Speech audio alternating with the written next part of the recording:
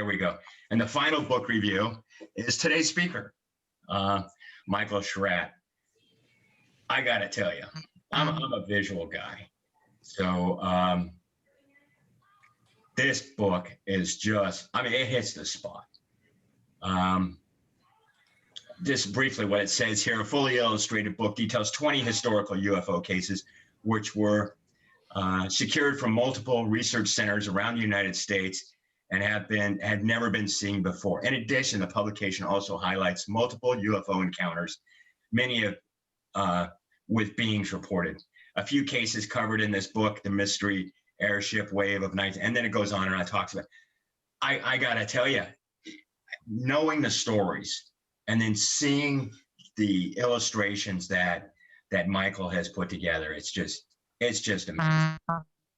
And I've got one special note on this. His book it's not in hard copy, it's in Kindle. But if you don't have a Kindle reader, which I don't have, you can go on Amazon and for free, you can download a Kindle converter and read the book on your laptop. That's what I did. I got that, then I ordered the book and I read the book on my PC. You didn't have to have a Kindle. So anyway, I just wanted to throw that out there. And that's my book reviews for this month. Okay, this is why you people showed up.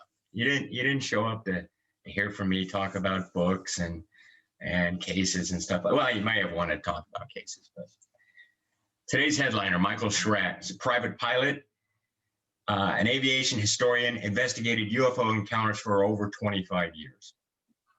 Between 2008 and 2009, Michael meticulously reviewed a minimum of 50,000 cases in an effort to maintain an important part of our national history.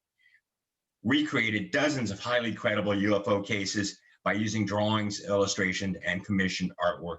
Many of these include USO, unidentified submerged objects, actual extraterrestrial encounters, and prehistory UFO cases. He has appeared on multiple media platforms to include the following: Coast to Coast AM, History Channel, Paranormal Matrix, UFO Hunters, Fade to Black.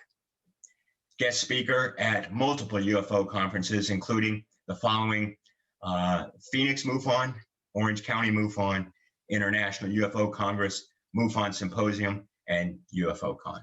And with that, Michael, it's all yours. Next one, December 26, 1972, Venezuela. I dug this out of the COMUFON archives. It had been sitting there for like 40 years. I don't think anyone ever saw it. If I didn't dig it out, I don't think anyone still would have seen it. Now, this was seen by 3 eyewitnesses. So you've got the husband, you've got the wife, and their young daughter. Okay. They're looking off to the west when they thought they were seeing an airliner approach their location, because it kind of went by there at the same time frame. But in this case, they saw this orange purplish light that they thought was an engine nacelle on fire. As it got closer, this was no commercial airliner.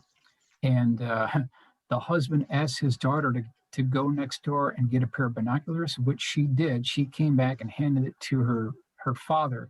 He looked through the binocular and got a very close look at this thing. It was about 50 feet across, kind of elliptical shape. It had these cast iron exhaust ports going around the last third part of the craft itself. And then it had these very strange half dual opposing hemispherical domes with kind of a blue arcing light continuously going between these half domes. This is the actual drawing I did based on the eyewitness report. You can see these exhaust pipes, and each one of these exhaust ports was emitting this strange lasagna noodle flame, you could call it, that was orange or violet in color. Over to the left and the bottom here, you can see the location of the electrodes. So again, whatever this thing was, there were 2 of these actually seen, because it was going on its original flight path and made a 45-degree angle up and then continued on its flight path. Here's the rendering of what these domes look like with this electrical arc. This was going continuously as this thing flew by. And the witness report stated that the smoke that was emanating from the spark gap mechanism followed the craft as it moved along. It did not dissipate with the wind, it followed the craft. Here's what these lasagna noodle flames look like, violet colored flames.